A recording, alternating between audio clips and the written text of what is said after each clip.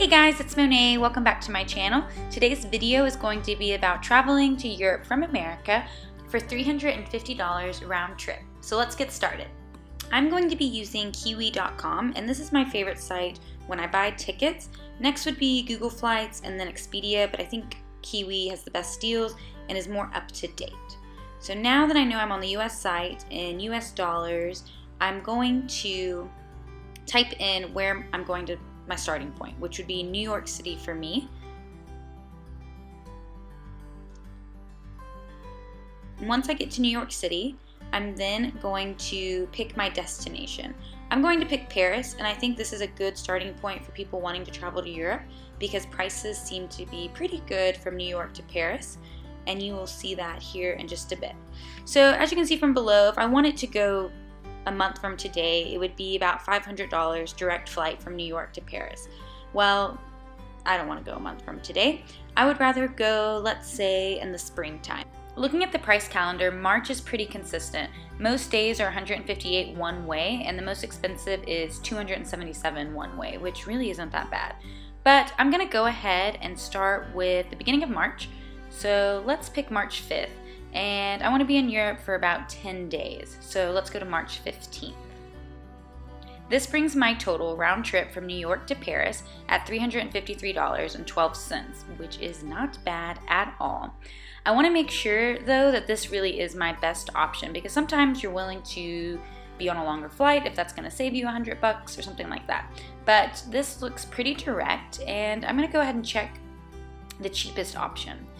And the cheapest option is still the same one that they had chosen for me at $353. And now I want to check the shortest option. Right now it's showing 210, but I believe that's just for a one-way ticket. So let's go ahead and check that. Perfect, it is as well. When I go to check out, my total is $353.12, which is such a steal. Also, you get a free cabin bag, checked bag, and personal bag, which is kind of unheard of. So now you're thinking, okay Monet, I just watched this video and I don't live in New York City. How am I going to fly from New York to Paris for $350? I live in Nashville. We're gonna use Nashville because that's where I always fly into. Well, what we do is we use our frequent flyer points from our Southwest card to get from New York to Nashville and vice versa, Nashville to New York. And we do this because one, Southwest is super cheap and we don't want to spend like $200 on a Delta flight or United flight, and because we accrue points every time we use our credit card. And this is in no way sponsored by Southwest. I wish it was sponsored because that would be pretty cool, like I'm sponsored by Southwest, but no, I'm not. And this is just some personal experience from having the Southwest credit card for 2 or 3 years now, and it has been wonderful. We have been able to fly just this past year 6 flights within the US for about $60 altogether, which is incredible. So what I'll do is I'll link down that card below, and there might be other credit cards that work better for you depending on which airlines flies in your city. So for me, Southwest is great because there's a Southwest terminal in Nashville, and that's where I fly often to. What I'm gonna do now is I'm going to show you guys how I plan out my travel and what I do to make sure I can get the most bang for my buck and utilize those Southwest points that I have because you gotta use them, and how I've been able to travel to the US from Europe and back and forth for $350 more or less for one ticket. And let's just get started. Okay, now we're on Southwest website, and I'm going to put my departure location, which is Nashville, BNA in this case, and my arrival location as New York, EWR.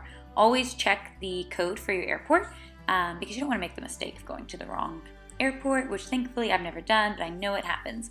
So now I'm going to go to those dates. March 5th is when I leave New York to go to Paris, and I arrive on March 15th back in New York from Paris. So now that I have the Southwest timetable displayed, I'm actually going to go back to my Kiwi website and look to see what time my flight departs from New York to Paris to make sure I give myself enough time to do that transfer from Nashville to New York and then New York to Paris.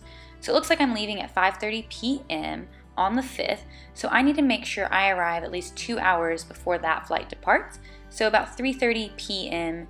into New York from Nashville, which there is a flight right at 7:55 a.m. that gets me to New York at 3:30, which is perfect. And now I'm going to do the same thing for my return flight. I return to New York at 4:30 p.m., so to make the connection to get back to Nashville, my flight cannot leave any earlier than 5:45 p.m. And there is a flight at 5:55, so I will go ahead and choose that one there at the bottom.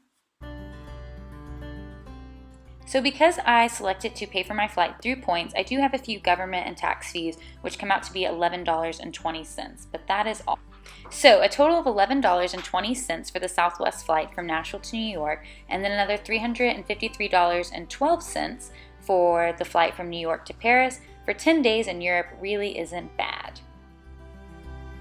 Thank you guys so much for watching my video. I hope you found some useful tips to get from America to Europe on a really, really good price if you ask me. But if you have any questions, don't hesitate to ask or put them in the comments box below. But I'll see you guys next time.